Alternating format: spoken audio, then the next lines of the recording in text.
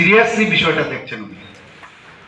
প্রধানমন্ত্রীজির আমরা সবাই জানি যে বিকশিত ভারত সংকল্প যাত্রা শুরু হয়ে গেছে।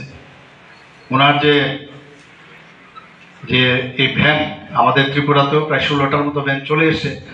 সমস্ত ত্রিপুরার ভিসি হোক, আমাদের গ্রাম পঞ্চায়েতে হোক, ডিস্ট্রিক্ট হোক, সাব ডিভিশনাল এরিয়াই হোক, স্টেটেই হোক, কর্পোরেশনই হোক, সমস্ত জায়গায় মিউনিসিপ্যালিটি, নগর পঞ্চায়েত সব জায়গায় এই ভ্যান ঘুরছে। তার মেইন উদ্দেশ্যটা কি?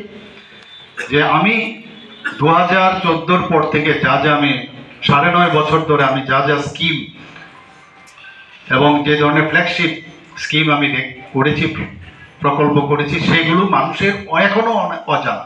অনেকে জানেন না, আমরাই জানি না অনেকে।